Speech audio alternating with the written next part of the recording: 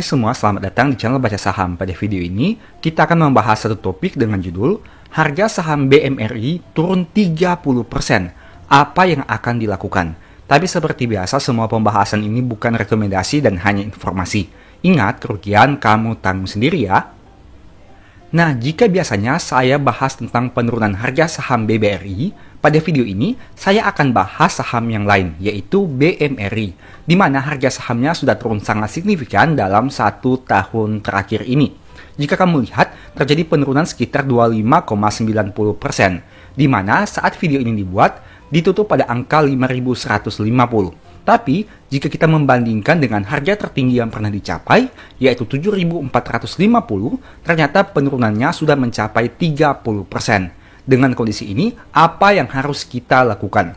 Sebelum lebih jauh, kita lihat dulu untuk kinerja keuangannya, terlebih pencapaian laba di tahun 2024. Kamu tentu sudah tahu bahwa saham ini masih mencetak kenaikan laba di tahun 2024. Meskipun kenaikannya tipis yaitu sekitar 1%, tapi paling tidak masih mencetak kinerja tertinggi sepanjang sejarah, yaitu sebesar 55,78 triliun rupiah di tahun 2024. Tentu saja dengan kenaikan laba ini akan berdampak kepada banyak aspek seperti kenaikan ekuitas dan juga adanya potensi dividen. Nah, berhubung pada video kali ini kita akan melihat skenario terburuknya, jadi kita tidak bisa berharap tentang kenaikan harga saham di masa depan. Apa jadinya jika saham BMRI ini lama naiknya atau bahkan mungkin tidak naik-naik? Dengan harga 5.150, mungkin mereka yang membeli saham ini pada harga yang di atas, katakanlah 6.000 ataupun 6.500 atau bahkan 7.000, memperoleh floating loss hingga saat ini. Tapi ada satu aspek yang bisa mereka harapkan, yaitu terkait potensi dividen. Nah, tentu saja bagi mereka yang baru mau membeli saham BMRI ini, di harga 5.150 ini, ada tawaran dividen yield sekitar 6,87%. Kita akan coba asumsikan, bagaimana jika harga sahamnya tidak naik-naik dan berbagai potensi skenario dari dividen yang bisa diperoleh. Mengingat harga sahamnya sudah turun sekitar 30,87% jika dibandingkan dengan harga tertingginya. Artinya kita saat ini masih mengalami floating loss, sehingga kita tidak bisa berharap dari sisi capital gain-nya, tapi mari kita lihat opsi yang satu, yaitu dari potensi dividennya. Nah, saya akan membuat beberapa skenario terkait dividen per share yang bisa dibagikan oleh saham BMRI ini.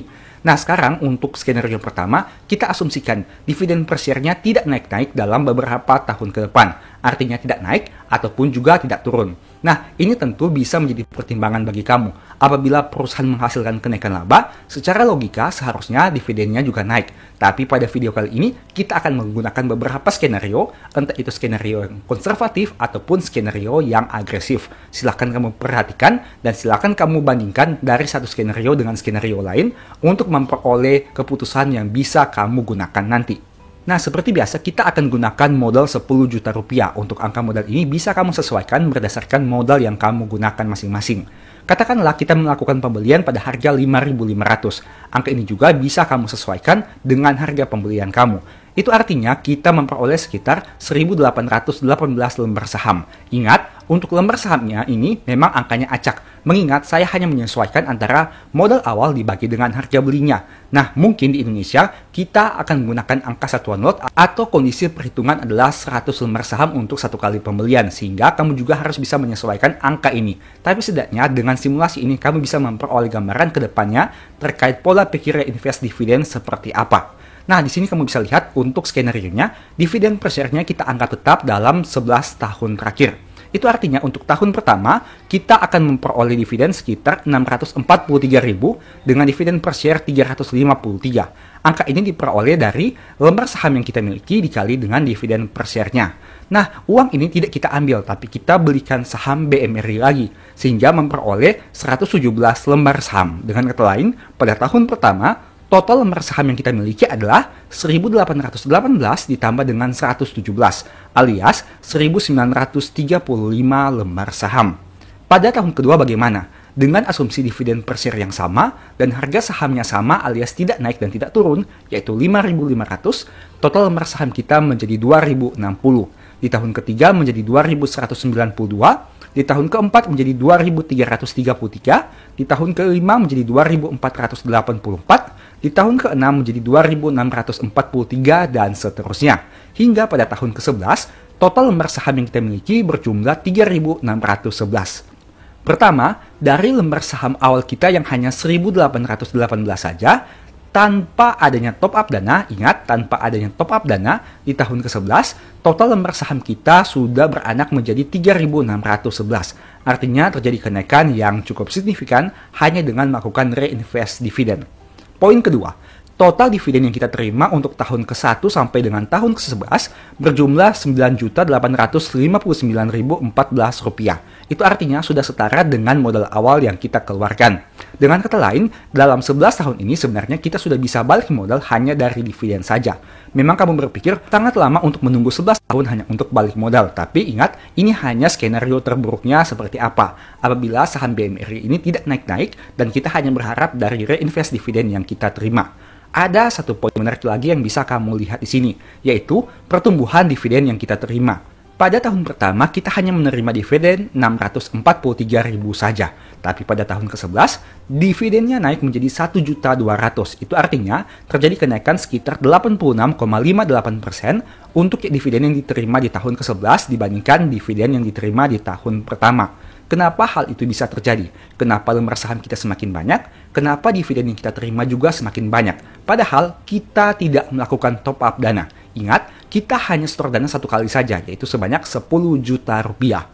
Itulah keajaiban dunia dari compounding interest. Ternyata, untuk dividen yang kita reinvestasikan, semakin menggulung hingga akhirnya membuat dua hal menjadi besar, yaitu lembar saham semakin banyak dan dividen yang kita terima juga semakin banyak. Nah, ini merupakan salah satu konsep dari reinvest dividen, di mana kita terus menggulung dividen yang kita terima. Tidak ditarik, tapi dibelikan saham yang sama. Dengan asumsi harga beli yang tidak naik-naik, di sisi yang lain, kita juga bisa melihat peluang. Meskipun secara kapital kita masih loss, tapi secara potensi mendapatkan dividen yang lebih banyak, kita menjadi terbuka lebar karena harga belinya tidak naik-naik. Atau justru jika turun, lembar saham kita semakin banyak, potensi dividen di kemudian hari juga semakin banyak. Nah, ini merupakan skenario pertama apabila dividen per share-nya tidak naik-naik. Tapi bagaimana jika ke depannya ada terjadi kenaikan dividen per share? Saya tidak akan membahas ini dari sisi yang muluk-muluk dengan kenaikan 10%, 15%, dan lain sebagainya. Tapi mari kita lihat untuk kenaikan secara kecil demi kecil. Yang pertama, misalkan terjadi kenaikan 1% saja. Ingat, dividen per share-nya naik 1% saja. Dan untuk mencapai hal ini secara logika saja, apabila payout ratio-nya sama, berarti perusahaan hanya butuh kenaikan laba 1% dari tahun ke tahun. Tentu saja cukup achievable, mengingat BMRI juga di tahun 2024 labanya naik sekitar 1%-an. Nah, dengan kondisi ini, maka dividen per share-nya akan naik dari 353 menjadi 390 di tahun ke-11. Itu artinya total dividen yang kita terima juga naik menjadi 10.549.000. Tentu lebih tinggi dibandingkan sebelumnya yang hanya 9,8 juta. Begitu juga lembar saham kita menjadi 3.736. Jika kamu lihat di sini, dividen yang diterima di tahun ke-11 menjadi 1,3, 111,93% lebih besar dari dividen tahun pertama, yaitu 643.000. Bagaimana jika labanya naik 2% dan dividennya juga naik 2%? Nah, dengan skenario yang sama, total dividen yang diterima untuk 11 tahun adalah Rp11.306.000. Angka ini tentu menjadi lebih besar. Dan dividen yang diterima di tahun ke-11 adalah 1,5 juta, 140% lebih banyak dari dividen di tahun pertama. Bagaimana jika dividen per share-nya naik 3%? Total dividen selama 11 tahun adalah 12,1 juta. Dan dividen di tahun ke-11, 173% lebih banyak dari dividen tahun pertama. Bagaimana jika dividennya naik 4%? Total dividen selama 11 tahun adalah 13 juta, dan total dividen yang diterima di tahun ke-11, 211% lebih banyak dari dividen tahun pertama. Dan yang terakhir, bagaimana jika dividennya naik 5%? Total dividen selama 11 tahun adalah 14 juta, dan dividen di tahun ke-11, 254% lebih banyak dari dividen di tahun pertama. Nah, simulasi ini lebih realistis kan, karena saya hanya menggunakan asumsi kenaikan dividen dari 1% hingga 5%. Itu artinya diharapkan perusahaan hanya mampu menumbuhkan labanya 1 hingga 5% dalam 11 tahun ke depan. Tentu saja ini lebih realistis dibandingkan kita berharap perusahaan mampu menumbuhkan dividennya 10 hingga 15%. Dari data ini kamu bisa melihat bahwa apabila perusahaan mampu menaikkan labanya dan dividen per share-nya 5% saja, di tahun ke-11, total dividen yang kita terima sudah mencapai 2,2 juta. Angka ini jauh lebih besar dibandingkan dividen tahun pertama yang hanya 643.000 saja. Tanpa top-up dana, total dividen yang kita terima semakin besar, bahkan naik berkali-kali lipat. Inilah kehebatan dari compounding dividen. Tidak hanya dari sisi capital gain atau portofolio yang bisa kita manfaatkan, tapi juga ada potensi dari sisi dividen. Dengan harga saham yang turun ataupun kita katakan tidak bergerak kemana-mana, apabila kinerja perusahaan masih tetap tumbuh, itu adalah suatu peluang bagi dividen investor. Tapi ingat, ini dengan catatan perusahaan mampu meningkatkan labanya dan dividen payout rasionya setidaknya stabil dari tahun ke tahun. Kamu bisa melihat suatu peluang yang menarik dari sisi penurunan harga saham. Mungkin ada yang akan berkata bahwa, ini kan dividen yang kita terima, tapi jika ditotal, untuk kenyataannya kamu masih mengalami floating loss. Ya, itu benar. Tapi jika melihat dari potensi cash flow yang kamu terima setiap tahun, tentu semakin lama akan semakin menggulung lebih besar lagi. Jika kita melakukan simulasi lebih lanjut, misalkan di tahun ke-12, 13, 14, 15, dan seterusnya, tentu dividen yang akan kita terima jauh lebih besar dibandingkan 2,2 juta dengan asumsi kenaikan 5% setiap tahun. Ini merupakan salah satu keunggulan dari dividen investor, di mana mereka tidak terlalu pusing dengan naik turun harga saham. Apabila harga sahamnya naik, mereka senang karena dapat capital gain dan dapat dividen.